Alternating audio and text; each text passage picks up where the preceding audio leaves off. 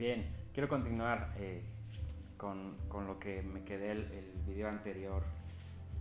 Estaba mencionando lo que tiene que ver con los muros, ¿no? Que estaban derribados y toda esta realidad. Y Nehemías se presenta delante de el rey, porque él servía como copero del rey. Después de toda esta oración que te decía ahí en el capítulo 1, fíjate, voy a continuar leyendo en lo que te decía, ¿no? Dice, capítulo 2 de Nehemías, versículo 1. Sucedió en el mes de Nisán, en el año 20 del rey Artajerjes, que estando ya el vino delante de él, que Nehemías le servía, tomó el vino y lo sirvió al rey. Y como yo no había estado antes triste en su presencia, está diciendo Nehemías, me dijo el rey, ¿por qué estás triste tu rostro? Pues no estás enfermo. No es esto, sino quebranto de corazón. Y me encanta porque el rey conocía a Nehemías, pues era el que le servía el vino siempre, ¿no? Para siempre viva el rey, dijo Nehemías. ¿Cómo no estará triste mi rostro cuando la ciudad, casa de los sepulcros de mis padres, está desierta y sus puertas consumidas por el fuego? Fíjate, eso está muy tremendo porque realmente no estaba desierta, ya estaba la ciudad. Sí, las puertas estaban consumidas por el fuego y los muros, pero la ciudad estaba, o sea, las casas, todo estaba bien. Pero él dice, está desierta. ¿Sabes qué está hablando aquí? Está hablando de la realidad espiritual que ellos estaban viviendo. O sea, estaban desanimados, esa es la verdad. Estaban desanimados, horrible, ¿no? Dice, y me dijo el rey, ¿qué cosa pides? Entonces oré al Dios de los cielos. Fíjate cómo este hombre, y te aseguro que si lees todo Nehemías, era un hombre de oración, Nehemías. Conocía la escritura, pero también era un hombre de oración. Antes de que el rey le dice, ¿qué cosa pides? Él dice, necesito orar para saber qué es lo que Dios quiere que pida. O sea, él no dijo, pues manda un ejército o mándame un montón de trabajadores para que edifiquemos el muro. Dice que él fue y oró a Dios. Qué importante, te digo, cuando tú desarrollas una vida de oración, ¿sabes qué haces? Le preguntas a Dios de todo. Todo, todo, Señor, ¿qué hago con esto? Señor, entro en esto, no entro en esto, ahora hago esto, no hago esto, ¿no? Pero la verdad es que muchas veces nuestra vida vamos usando nuestro sentido común. A veces está bien, pero creo que no tan bien, porque nuestra vida tiene que ser regida por la palabra de Dios y la voluntad de Dios para con nosotros, ¿no? Eso es lo que debe regir nuestra vida. Dice, oré a al Dios de los cielos y dije al rey, si le paras al rey y tu siervo ha hallado gracia delante de ti, envíame a Judá, a la ciudad de los sepulcros de mis padres, y la reedificaré. Fíjate, él va y le dice a Dios, ¿qué es lo que tengo que, qué quieres que le diga, Señor? Y Dios le dice, dile que vayas, porque quiero que vayas y reedifiques los muros. Quiero que vayas a edificar los muros, Nehemías, ¿no? Y es lo que él va y le dice a este hombre, ¿no? Entonces el rey me dijo, y la reina estaba sentada junto a él, ¿cuánto durará tu viaje y cuándo volveréis? Obviamente aquí no dice, pero ya yo creo que le respondió cuánto, y dice, y agradó al rey enviarme, y después que yo le señalé el tiempo. Además dije al rey, si le place al rey, que se me den cartas para los gobernadores del otro lado del río, para que me franqueen el paso hasta que llegue a Judá, y carta para Asaf, guarda del bosque del rey, para que me dé madera para enmaderar las puertas del palacio de la casa, y para el muro de la ciudad y la casa en que yo estaré. Y me lo concedió el rey según la benéfica mano de Dios sobre mí. Nehemías nunca olvidó que era Dios el que estaba abriéndole todas estas puertas, ¿no? No fue porque él tenía influencia, porque era el copero del rey. Fue porque Dios estaba en el asunto. Entonces yo veo como de repente aún en eso confiamos tanto en nosotros y nos olvidamos que es Dios el que está detrás de todas las cosas, ¿no? Entonces, esta historia es increíble, de verdad. Yo te animo a que la leas, porque Nehemías regresa y mira, es donde... versículo 11. Llegué pues a Jerusalén y después de estar allí 3 días, además el 3 habla de la resurrección del Señor Jesucristo, ¿no? Hay muchas cosas en el número 3, pero casi todo tiene que ver con la resurrección, o sea, el día en el que el Señor Jesús resucitó, ¿no? La vida de resurrección ahí, ¿no? Quitando la muerte y saliendo a la vida, ¿no? Muchas cosas ahí importantes. Dice, yo y unos pocos varones conmigo, me levanté de noche, yo y unos pocos varones conmigo, y no declaré a hombre alguno lo que Dios había puesto en mi corazón que hiciese en Jerusalén. Ni había cabalgadura conmigo, excepto la única en que yo cabalgaba. Y salí de noche por la puerta del valle hacia la fuente del dragón y a la puerta del muladar, y observé los muros de Jerusalén que estaban derribados y sus puertas que estaban consumidas por el fuego. Luego a la puerta de la fuente y al estanque del rey, pero no había lugar por donde pasar la cabalgadura en que iba. Y salí de noche por el torrente y observé el muro y di la vuelta y entré por la puerta del valle y me volví, y no sabían los oficiales a dónde yo había ido ni qué había hecho, ni hasta entonces lo había declarado yo a los judíos y sacerdotes, ni a los nobles y oficiales, ni a los demás que hacían la obra. Esto es bien importante y es de lo que quiero continuar hablando. Dice que él salió de noche antes de hablar con el pueblo. Dice que él fue, dice que solo tomó unos pocos y fue con ellos y hizo un recorrido por la ciudad. Y sabes qué es importante, porque dice que pasó por dos puertas, la puerta del valle y la puerta del muladar. No sé si alguna vez has estudiado esto de las puertas, pero esto de las puertas, la ciudad de Jerusalén tiene 12 puertas, ¿no? Entonces cada puerta tiene un significado increíble para nuestro avance en nuestra vida como cristianos, ¿no? Esto me ha impresionado mucho, he estado estudiando un poco acerca de esto y cada puerta tiene un significado, y es de lo que quiero hablarte ahorita, ¿no? Porque antes de él empezar a edificar los muros, hay cosas que se tienen que tratar, y que es a lo que quiero animarte, ¿no? Entonces, mira, vamos a hablar un poquito acerca de la puerta del valle, ¿no? ¿Qué significa según la Biblia? Ahorita, déjame encontrarla aquí.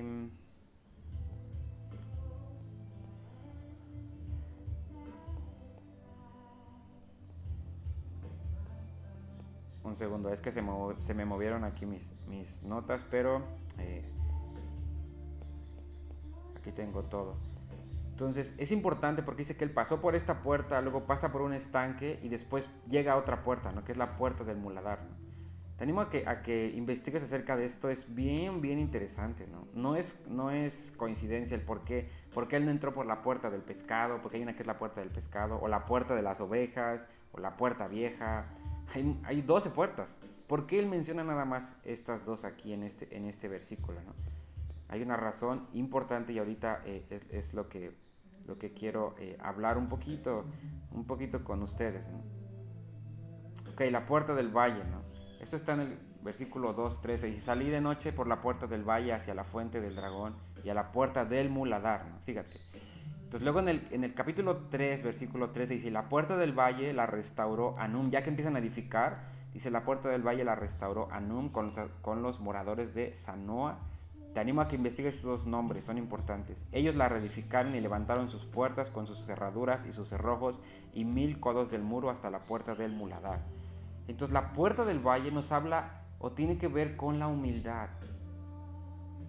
Con la humildad. ¿Sabes cómo Dios produce la humildad en nosotros? Híjole, es con el trato, a veces el trato duro hacia nuestra vida. ¿Te acuerdas del Salmo 23, no? Dice que Él nos lleva por un valle de sombra de muerte, ¿no? Habla de que Dios nos lleva ahí intencionalmente por un lugar así difícil, donde somos probados, donde Él produce humildad en nosotros. Esto está muy tremendo. Entonces, muchas veces, o más bien en nuestra vida, cuando hay altivez, cuando hay orgullo, sobre todo estas dos cosas, la altivez y el orgullo, que casi son muy parecidas, estas dos cosas, cuando tenemos eso, va a ser necesario que Cristo nos lleve, como el buen pastor, nos lleve por el valle de la sombra de muerte, ¿no? Para cambiar esa parte, porque eso no edifica, eso no sirve para la edificación de los muros de la ciudad. Por eso digo que estas dos puertas, el que él haya pasado por ahí, habla de la visión, o más bien la dirección que Dios estaba dándole, de cómo él tenía que empezar a tratar todo este asunto con el pueblo.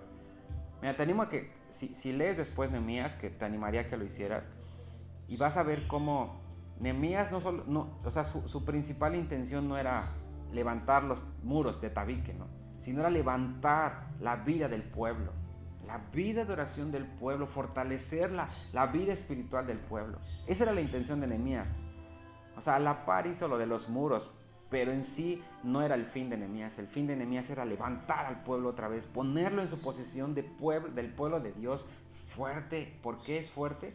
Porque tiene una relación con este Dios, una comunión con el único Dios verdadero. Y Nehemías hizo una labor increíble, pero vemos cómo nuestra tendencia siempre es a regresarnos, ¿no? Les decía, a la mitad él se va, regresa otra vez de copero del rey, y entonces viene Malaquías, cuando el pueblo otra vez empieza a hacer un montón de cosas, los sacerdotes se olvidan de Dios, están como cansados, todo, y Nehemías regresa otra vez y hace unas reformas otra vez allí increíbles, ¿no? Esa es la paciencia de Dios y es increíble, ¿no? Entonces la puerta del valle tiene que ver con esto que te decía, ¿no? Es un valle, es el valle de la decisión, ¿no? En nuestra vida pasamos por el valle de la decisión, que es el valle de la muerte o de los huesos secos. Esto está bien importante. Esto nos lleva a recapacitar acerca de las consecuencias de nuestras malas decisiones y desobediencia, no esperando y confiando en la voluntad de Dios, afectando así nuestra salud, hasta a veces nuestro trabajo, la economía, nuestra confianza en Dios. O sea, toda tu vida es afectada cuando no permitimos el trato de Dios en nuestra vida, ¿no? O cuando no estamos haciendo lo que Dios ha dicho que tenemos que hacer, entonces empiezan a venir muchas cosas a nuestra vida. Fíjate, el pueblo de Israel experimentó esto antes, cuando está Ageo, en el tiempo, o Dios despierta a Ageo. La exhortación que él hace es: ¿ustedes creen que es tiempo de edificar sus propias casas y si la casa de Dios está vacía? Dice, mediten bien en sus caminos, piensen en lo que están haciendo. Ustedes están invirtiendo, diciendo, ok, ahora es el tiempo de invertir en nuestras casas, en nosotros. Dice, ahora piensen. Llevan 16 años, porque fueron 16 años que la obra estuvo frenada, y 16 años que ellos estuvieron invirtiendo en sus propias casas, en sus propias cosas, todo esto. Y Dios despierta a Ageo y dice, medita, ¿qué es lo que ha pasado? ¿Cuál es el fruto de estos 16 años en tu vida? No, pues, ¿dónde está tu salario? No tengo, está en saco roto. ¿Tu casa? No, pues no. ¿Tu familia? No, pues, o sea, 16 años desperdiciados, ¿no? Donde ellos creyeron que estaban invirtiendo bien, pero en realidad todo así fue. Dice que Dios lo disipó en un soplo, así, todo.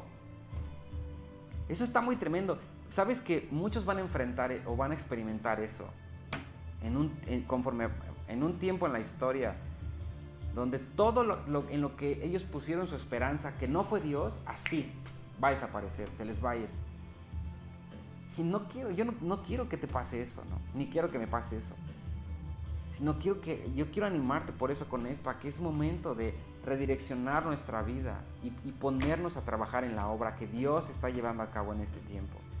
Dejar de edificar para nosotros mismos, dejar de buscar nuestro propio beneficio, nuestros propios placeres, deleites, y empezar a buscar llevar a cabo la obra de Dios, empezar a invertir nuestra vida en Dios, buscar que Dios lleve a cabo su voluntad por medio de nosotros, como lo hizo Nehemías. Y sabes que eso va a ser duro, porque te va a tener que pasar por el valle de la sombra de la muerte, para despojarte de todo aquello que no le sirve a Él. Pero te conviene eso, de verdad eso te conviene muchísimo. Ok, ya te dice, voy a leer unos versículos que hablan acerca de esto, ¿no? Que tienen que ver con la puerta del valle. Isaías 24:15 dice, glorificad por esto a Jehová en los valles, en las orillas del mar se ha nombrado Jehová, Dios de Israel.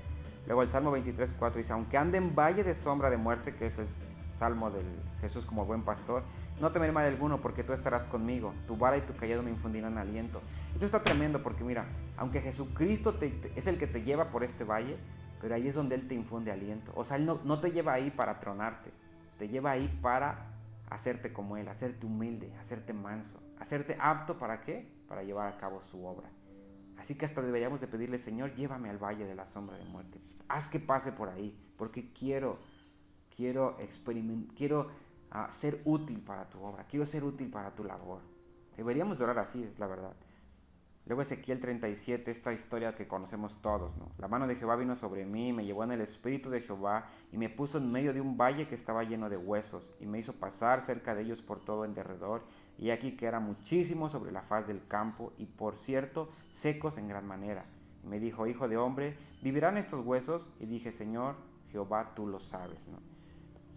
Entonces, eso es lo que somos cuando estamos desconectados de Dios, un valle de huesos secos, pero está la promesa de Dios. Es decir, ok, yo estoy levantando personas que van a profetizar vida y se van a levantar. Y Dios está hablando su palabra, ¿no? De hecho, creo que parte de estas palabras de Nehemías es algo que Dios está utilizando para levantarnos de los huesos secos. De hecho, es lo que está pasando. Porque Nehemías pasa por la puerta del valle es porque él está viendo, dice que llegó un punto donde ya no se podía pasar. O sea, todo estaba lleno de escombros. Y sabes que esos escombros habla de la condición de cómo estaba el pueblo. Eran ruinas, el pueblo estaba en escombros, o sea, estaban desanimados, estaban en el piso. Así, literalmente, estaban en el piso. Y entonces, y Nehemías no está como, él dice, ok, ya entendí por qué viene, Señor. Y él empieza a hablar vida. Lo que él hizo fue empezar, si lo trasladamos a lo de Ezequiel, él empezó a profetizar vida, vida. Eso está increíble. Y ¿sabes qué? Estoy convencido de que Dios en este tiempo está profetizando vida sobre la iglesia. Sobre los huesos secos que están en la iglesia, Él está profetizando vida. Y ¿sabes qué? Los huesos están empezando a llenarse de carne, de tendones. ¿Y qué se va a formar de ahí? Un ejército, como pasó en esta parte, ¿no? Eso está impresionante, ¿no? Me encanta eso porque me da confianza en saber que Dios está comprometido con su iglesia. No importa si ahora nuestra condición tal vez no es la mejor, pero Dios está profetizando vida sobre los huesos secos. Está profetizando vida sobre los huesos secos. Eso está increíble, hermano. Dios está hablando claramente. Y el punto es que atendamos a esto, que respondamos a Dios, que respondamos a la voz de Dios, ¿no? Fíjate, voy a seguir leyendo. La mano de Jehová vino sobre mí y me llevó en el espíritu de Jehová y me puso en medio de un valle que estaba lleno de huesos y me hizo pasar cerca de ellos por todo en derredor, y aquí que eran muchísimos sobre la faz del campo y por cierto secos en gran manera. Y me dijo, hijo de hombre, ¿vivirán estos huesos? Y dije, Señor, tú lo sabes. ¿Te das cuenta cómo Nehemías no dice, no, que van a vivir estos? Dice, tú lo sabes, Señor. Tú fuiste el que me pusiste aquí, tú lo sabes. Entonces, ¿sabes que hay dice aquí, secos en gran manera? Sí, creo que de repente estamos así, secos en gran manera. Pero gracias a Dios, de verdad, gracias a Dios por su fidelidad y por estas palabras. Porque eso nos da la seguridad de que aunque podemos estar en gran manera secos, la palabra de Dios nos saca de ahí. Manda y entonces empezamos a tener carne, a tener tendones, a tener vida. A tener vida. Esto me sorprende muchísimo. Y me dijo entonces, profetiza sobre estos huesos y diles, huesos secos, oíd la palabra de Jehová. Así ha dicho Jehová el Señor a estos huesos. He aquí yo hago entrar espíritu en vosotros y viviréis, y pondré tendones sobre vosotros, y haré subir sobre vosotros carne, y os cubriré de piel, y pondré en vosotros espíritu, y viviréis, y sabréis que yo soy Jehová. Te aseguro esto, y lo vas a ver, ¿no? Dios está empezando, o si es que ya lo está haciendo, lo va a empezar a hacer. Va a empezar a hablar su palabra a tu vida, y eso va a empezar a traer vida, a traer vida ahí, ¿no? Dice, yo hago entrar espíritu en ellos. ¿Sabes cómo Dios va a empezar a hacer entrar el espíritu en ti y en mí? Por medio de su palabra. Por eso decía que la comunión es vital, es vital. ¿Por qué? Porque las palabras del Señor son espíritu y son vida. Aquí lo vemos. Fíjate, Jesucristo lo dijo mucho tiempo después, pero Ezequiel experimentó esto. Las palabras de Ezequiel que Dios empezó a dar fueron espíritu y fueron vida para estos huesos secos. Así que, hermano, no importa. Yo te animo a que si te encuentras desanimado ahora, tienes que ir a Cristo. Ve y dile, Señor, que tus palabras, que son espíritu y son vida, entren en mí y empiecen a producir empiecen a generar vida dentro de mí. Y sabes que Dios lo va a hacer porque es lo que está escrito en su palabra. Y es lo que Nehemías estaba haciendo o empezó a hacer en ese recorrido que él hizo. Él empezó a creer en las palabras de Dios y a hablar vida, hablar la vida, hablar las palabras que son espíritu y son vida. Dice, profeticé pues como me fue mandado, y hubo un ruido mientras yo profetizaba, y aquí un temblor, y los huesos se juntaron, y cada hueso con su hueso, y miré, y aquí tendones sobre ellos, la carne subió, y la piel cubrió por encima de ellos, pero no había en ellos espíritu. O sea, ya no solamente eran hombres y ya tengo vida, no. Dice, y me dijo, profetiza el espíritu, Profetiza, hijo de hombre, y di al espíritu, así ha dicho Jehová el Señor: Espíritu, ven de los cuatro vientos y sopla sobre estos muertos y vivirán. Aunque ya está, fíjate, aunque ya estaba formado y se está muerto, necesita el Espíritu de Dios. Hermano, tú tienes el Espíritu de Dios. No es para que estés muerto, es para que estés vivo. Te fue dado el Espíritu para que estés vivo. Jesucristo dijo: porque yo vivo, ustedes viven. Tú vives porque Cristo está vivo. Entonces no te quedes en una condición de muerte, hermano. No te quedes ahí. Ve a la palabra y pídele al Espíritu de Dios que te selle con las palabras que son espíritu y son vida, y eso te va a sacar de ahí. Entonces la puerta del valle habla de esto, donde fue importante porque él pasó por ahí, porque él estaba aprovechando lo que iba a pasar. Toda la muerte que había ahí iba a ser cambiada en vida. Toda la muerte que había en la ciudad iba a ser cambiada por la vida. Por eso es que él pasó de una manera hasta profética por esta puerta. Entonces eso significa la puerta del valle. Hay muchas cosas, hay muchos versículos que tengo aquí, pero en resumidas cuentas, pasar por la puerta del valle significa cambiar toda la muerte en vida. Ser llevado a este, reconocer que estás en este valle, pero también reconocer que la palabra de Dios son espíritu y son vida, y te sacan de ahí. El Espíritu de Dios es vida y tiene el poder para sacarte de ahí. Entonces, la siguiente vez vamos a hablar de la puerta del muladar, pero por ahora quédate con esto. Hermano, de verdad, no importa si ahora estás desanimado, ve a Cristo, ve a la palabra y pídele al Espíritu de Dios que te recuerde las palabras que el Señor te ha dicho, que son espíritu y son vida. Y ¿sabes qué? Así vas a salir. Puedes salir de tu condición de desánimo si es que te encuentras ahí. Pero si no estás ahí, si estás ayudado, gloria a Dios, llénate más de la palabra de Dios, llénate más de estas palabras que son espíritu y son vida. Entonces, que Dios te bendiga.